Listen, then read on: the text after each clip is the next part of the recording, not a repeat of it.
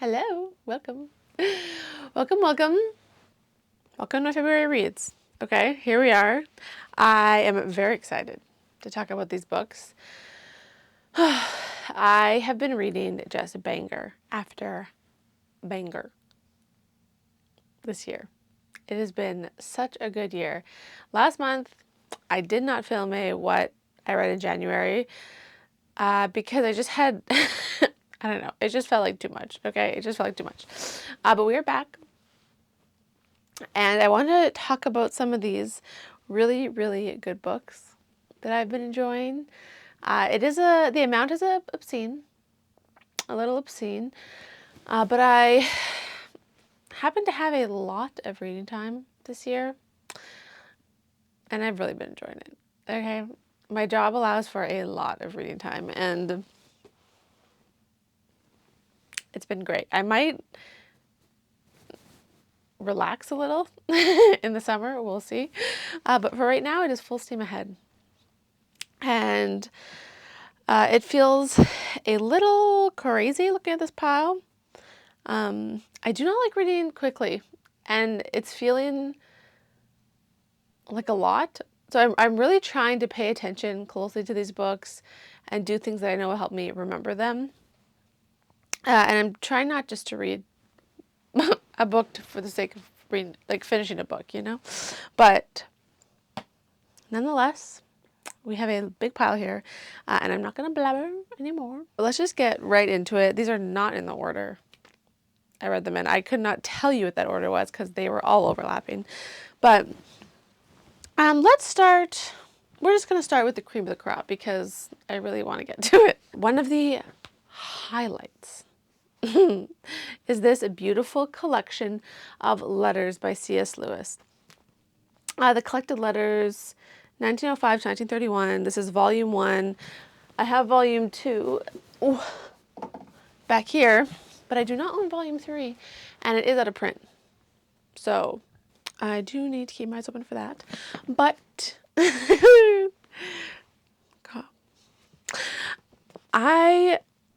I started this probably before Christmas, but then really dove into it at the end of January and beginning and throughout February. It was so enjoyable. C.S. Lewis is someone, like, I love his writing. It's really changed my life in a lot of ways. So to get a glimpse, I guess, inside this man's life and to watch the development of his thought over the years. He's still a pretty young man by the end of these letters. So to see the beginnings of these thoughts, or to watch him pick up a book that you know he's going to love and that you know is going to be a big thing in his work later, it was really fun, and just also fun to dive into the past in a way that I guess you don't often get to do. It feels like a very, I don't know if real is the way, but it's kind of mundane, but that's what makes it so fun. You know, you get to see all these little details that he might just offhand mention to someone that he's writing a letter to, but feel novel and feel fun because they are not familiar. This was inspiring. There's a book, probably mentioned at least one in every single letter. He just talks always about books. He just loves them so much. And so reading this, I mean, you think it's like a huge collection of letters, it would be slow reading, but I just could not get enough. I could not get enough, and all it did was make me want to read more. So this, I just cannot speak highly enough. I love reading letters. Love. And it's something I want to do a lot more this year, in the future. When I was going through my library tour that I posted not too long ago, I realized there's a lot of letters on my shelf. And that got me excited because I want to read them. Okay. I'm out of breath. Got a little excited with that first one. Continuing on in our C.S. Lewis theme, okay. I finished reading Screwtape letters. This I had been reading all fall, just slowly with a group of people, like one or a few chapters a week. And it's just so good. It's a really good book to talk with people through, because each letter has so much detail and so many big things to talk about. So it was really fun to force yourself to read it slowly and really dig in, and helps you remember and really think about the things he's talking about. It's such a fun letter. The first time I read it in one sitting.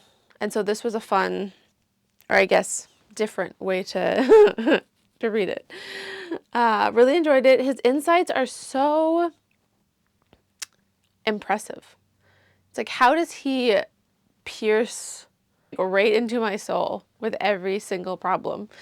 He's so observant and astute, and these are so clever and enjoyable. And if you have not read them, they're letters from a devil to a devil in training, from like a senior devil, and they're trying to tempt this human. And it's funny, and also really makes you think about your life and what you're doing. Delightful. Absolutely delightful. Our next one, surprise, another C.S. Lewis.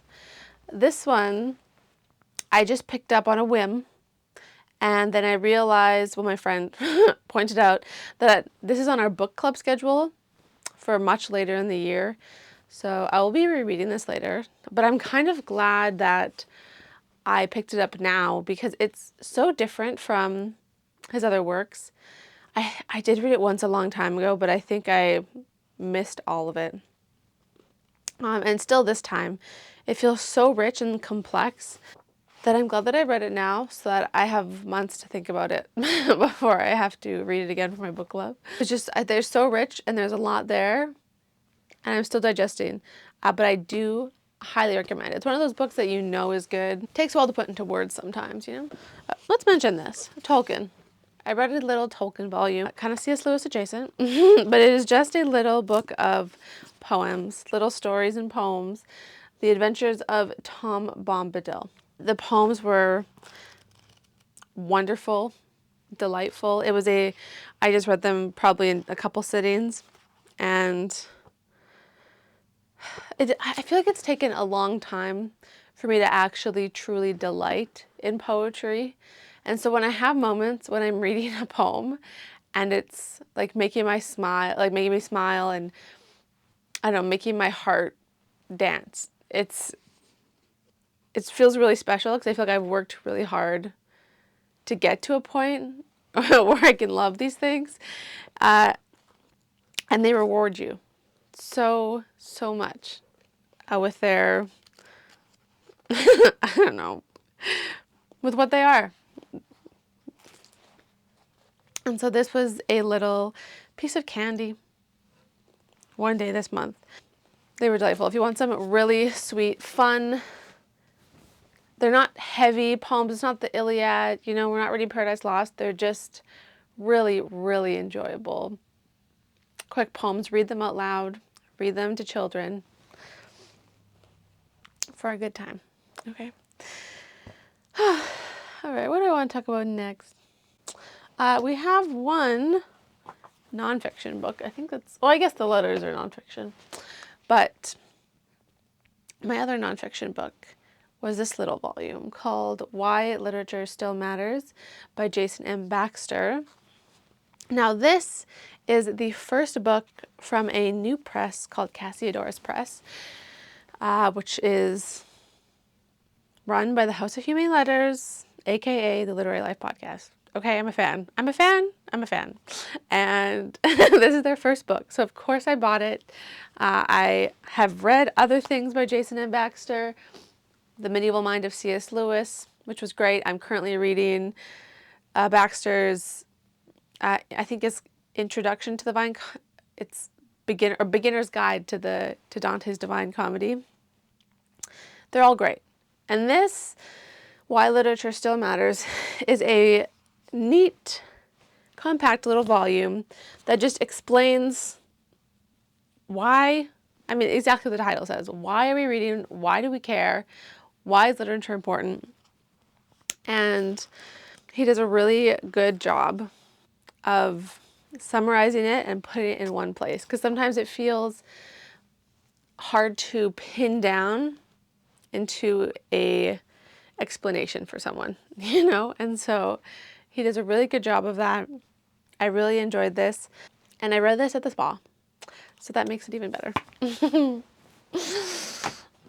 do this one next, because this has been a fun throwback. Okay, so I had an urge one day to pick up the series of unfortunate events again. I love these in, I don't know, elementary school, middle school. I read them multiple times, but it's been a long, long time. And I wanted to revisit them to see if they were still good or if I had been reading trash as a child. And good news, I still think they're great. They are like a series of unfortunate events. The whole bit is that like only bad things happen. But then in every book, the three siblings, the three protagonists, just defeat evil and defeat Count Olaf and escape every time. And they're just incredible little stories. I read this month the first 4, so The Bad Beginning, The Reptile Room. Actually, I'll show you the covers because they're fun. The Bad Beginning, The Reptile Room, The Wide Window, and The Miserable Mill. They're very quick and fun to read. You can read them in a few hours. And I'm probably going to continue on and finish the series. I'm reading the 5th one right now. They're really good bedtime reading because the stories are fun and the words are easy to read and you don't get confused when you're sleepy. Let me know if you read those when you were in middle school because they're good. They were good. I am really enjoying going back to books that I read a long, long time ago and seeing if they're still good. We are down to the last 3. We have Shakespeare. I read Much Ado About Nothing with the podcast this month. I really enjoyed this Shakespeare. The more Shakespeare I read, the more I get it. The more I can enjoy the story, the more I understand it, the funnier I think it is, the more I can enjoy it instead of just having to work at it. And this one, I did really enjoy. Beatrice and Benedict are fun characters. And if you're looking for a Shakespeare play to start with, I don't think this would be a bad one. I really enjoyed this one. Much Ado About Nothing. Sure, let's do this one. I read Dante's Inferno with my book club. We are going through this. We read the first half of Inferno in January, second half in February. I really enjoyed talking about this with my book club. It is so helpful when you have texts like this that are difficult to have other people with you, not only for solidarity, like you're both doing a hard thing together, but everyone has different insights or notices different things or read a different commentary. And when you come together, it really made the text come alive, and I really appreciated that. So if you're trying to read a hard book, I would really recommend finding someone to read it with. I'm still at the stage of this poem of just trying to get the basics. If people talk about the Divine Comedy, there's people who love it. Like Dorothy Sayers loved it. Lewis loved, like Jason Baxter, he's doing a new translation of Inferno, which I also read his translation of Inferno. I think actually in January. And these people love this poem. And I want to get it. I want to love it too. But I think it takes a lot of work to love something hard. But once I get it, then I think I'm going to really love it. Like I think it's going to really pay me back tenfold. And it's good, but it's hard work. But it's also fun and funny. And also beautiful and complicated. And I'm learning. I'm learning about it. I'm excited to get it. I'm excited to know it well enough to love it. Okay, the last book I have is a Dickens, Hard Times. And this one I also love. I loved it all. I think every book I read this month I loved. What a gift. What a gift. This one, oh, what did I love about this one? I mean, first of all, the story, I laughed out loud and I wept. If you watch my readathon, this is mainly what I was reading. And I cried so much in this book. Like, there's one passage where I had to stop and put it down to like calm down. It was so powerful and beautiful and tragic. And I read this with my friend, and I found that, especially when I'm with her, because we both are thinking about it, we notice things everywhere, like like the types of people in this book. Like, we'll be like, oh, that is just like Bounderby, and that is just like Grad Grind. And the types of people he has in here feel so true to humanity and how we are. And Charles Dickens just does such an incredible job of bringing these things out, and it was really, really good. It was all about utilitarianism and facts versus, I guess, the heart and feeling, and how life is so much more than facts. You can't just live on facts. And not everything is quote unquote useful or productive. And I talk about it a lot in my readathon, so I will link that below. But it was so good, and also so revealing of our current predicament. He just roasts us. He just roasts us so, so much in a very helpful and humbling kind of way. That was it. That was all. I mean, I don't know if I would say that was all. That was an obscene amount. Keep in mind, I did not read these in their entirety in February, okay? But I have been in this fun moment where I feel like I'm under a waterfall. They're just pounding down on me.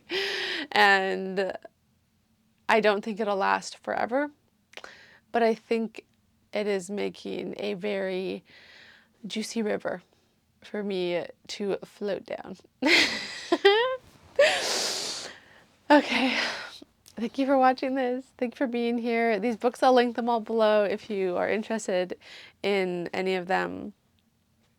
And please like it. Please subscribe. I would love to know what you were reading. Please let me know down below. I love hearing what people are reading, especially what their love, like if they find a book they love, please let me know.